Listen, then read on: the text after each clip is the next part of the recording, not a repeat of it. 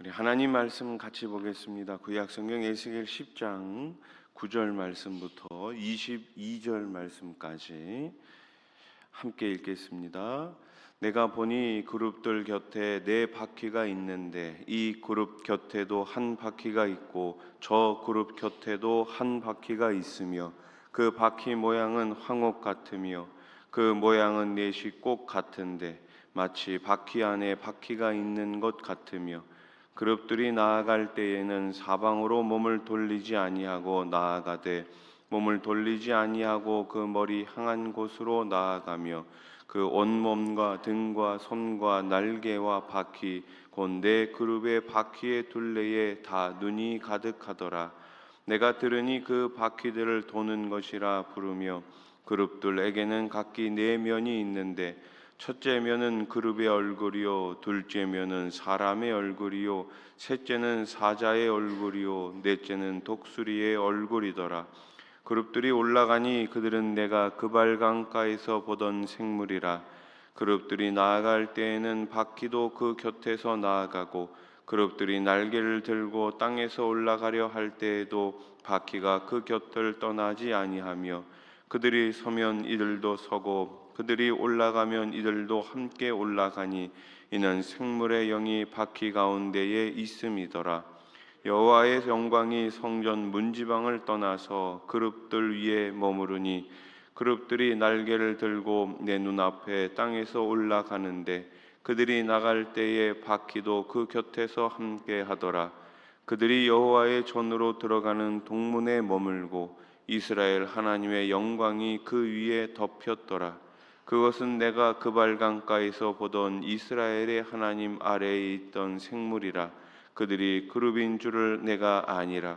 각기 내 얼굴과 내 날개가 있으며 날개 밑에는 사람의 손 형상이 있으니 그 얼굴의 형상은 내가 그발강가에서 보던 얼굴이며 그 모양도 그 몸도 그러하며 각기 곧게 앞으로 가더라. 아멘.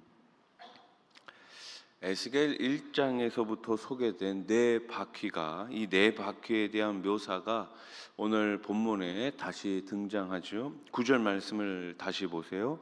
내가 보니 그룹들 곁에 네 바퀴가 있는데 그 그룹 곁에도 한 바퀴가 있고 저 그룹 곁에도 한 바퀴가 있으며 그 바퀴 모양은 황옥 같으며. 아멘. 바퀴는 지금 스스로 움직이는 것이 아니라 누군가의 힘과 의지에 의해 움직이고 있습니다. 마찬가지로 세상의 모든 역사는 저절로 움직여지는 것이 아니라 바로 하나님의 뜻과 섭리에 의해 움직이고 있습니다.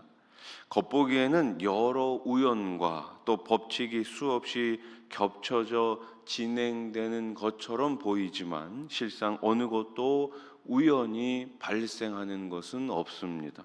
결국 하나님이 지금도 선한 일을 행하시고 이루실 것을 믿고 우리는 계속해서 하나님의 선한 일꾼으로 살아가야 할 줄로 믿습니다. 그룹의 바퀴들 둘레에 눈이 가득한 것을 볼 수 있죠. 14절 말씀 보세요. 그룹들에게는 각기 네 면이 있는데 첫째 면은 그룹의 얼굴이요 둘째 면은 사람의 얼굴이요 셋째는 사자의 얼굴이요 넷째는 독수리의 얼굴이더라. 아멘. 이는 하나님께서 이 온 세상을 지켜보고 계심을 의미합니다. 또한 이스라엘의 죄악을 하나님 앞에서 절대로 숨길 수 없다는 의미도 담고 있지요. 며칠 전에도 말씀드렸지만 우리가 하나님 앞에 숨길 수 있는 것이 있습니까? 없습니다. 우리는 그 어떤 것도 하나님 앞에 숨길 수가 없어요. 하나님은 우리의 모든 것들을 다 보고 계십니다. 심지어 우리의 마음과 우리의 생각까지도 하나님께서는 다 지켜보고 계십니다. 이를 아는 자의 신앙은 수준이 달라지죠. 마치 요셉이 보디발 아내의 유혹 앞에서도 내가 어찌 하나님께 죄를 지으리까?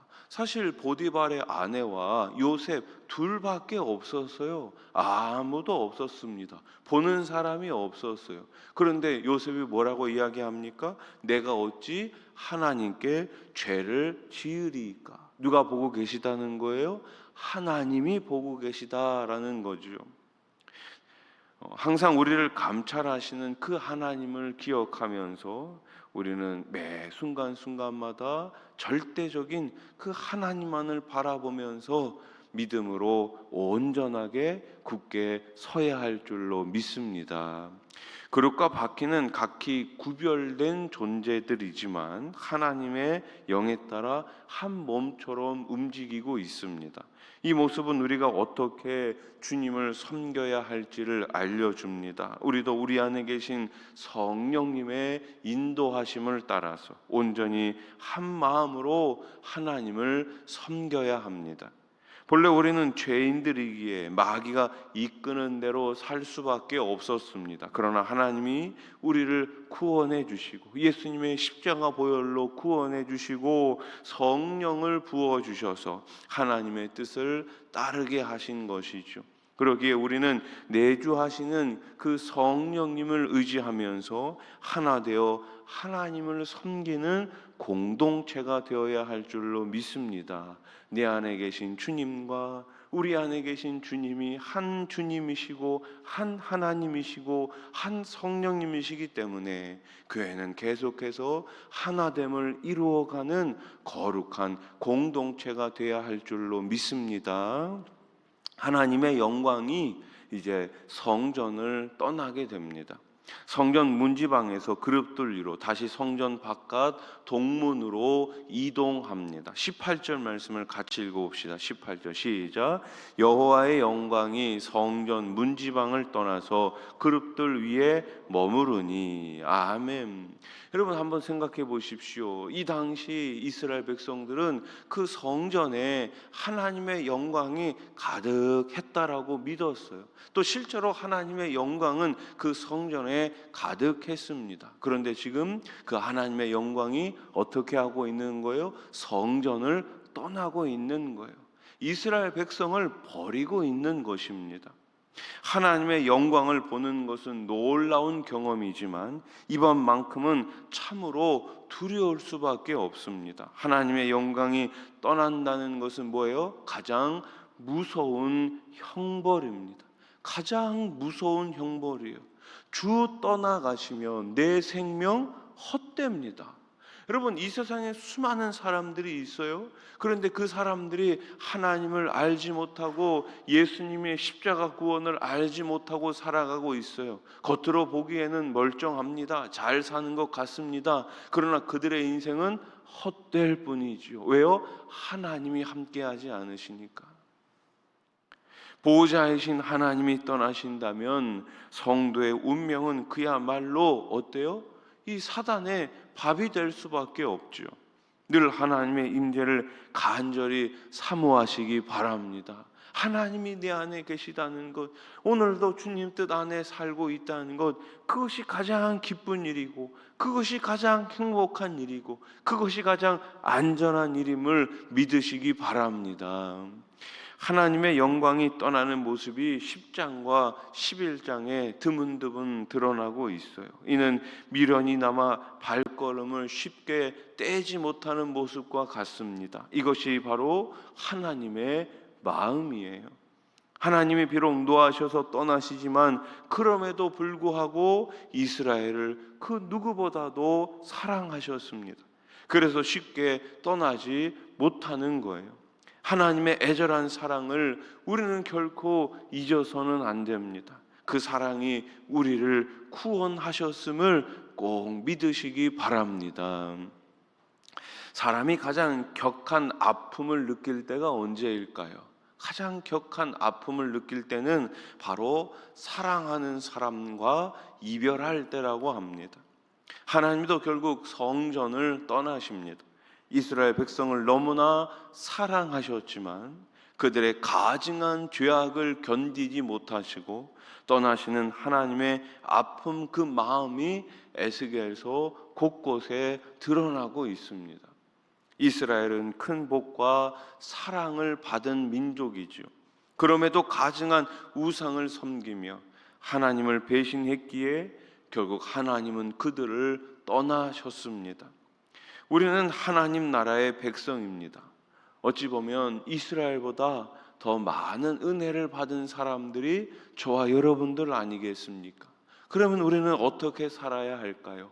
우리가 받은 은혜 잊지 마시고 그 은혜에 감격해서 오늘도 더 주님 앞으로, 주님 곁으로 나아가시기를, 그리고 그 주님께 받은 은혜와 사랑을 기억하면서 온 세상에 그 예수님의 복음을 전하며 살아가시기를 우리 주님의 이름으로 축원합니다. 기도드리겠습니다. 하나님 아버지, 감사합니다.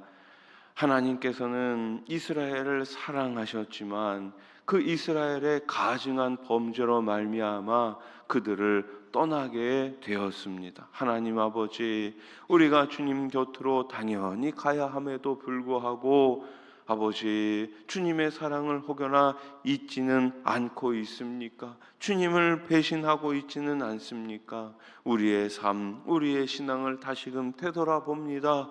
주님 사랑 안에 거하며 더욱더 주님을 찬양하며 주님께 받은 그 은혜와 사명을 기억하며 살아가는 우리 수원아산 교회가 되게 해 주시옵소서. 오늘 새벽에 우리 이기순 권사님 귀한 11조 예물을 하나님 앞에 올려드립니다. 우리 권사님, 주님께서 이 모양 저 모양 지금까지 지켜주셨듯이 앞으로의 모든 삶 가운데서도 친히 책임져 주시고 특별히 가정 가운데 또 일터 가운데 하나님의 놀라운 역사가 매일매일 넘치게 해 주시옵소서. 하나님 아버지, 우리 다음 세대들 기억하여 주시고 무더운 여름 가운데 성경학교 수련회를 통하여 받은 은혜를 기억하면서 믿음 안에서 잘 자라갈 수 있도록 도와주시옵소서. 오늘 새벽에도 여러 가지 기도의 제목을 가지고 주님 앞에 나왔습니다. 우리 하나님 간절한 마음으로 부르짖을 때에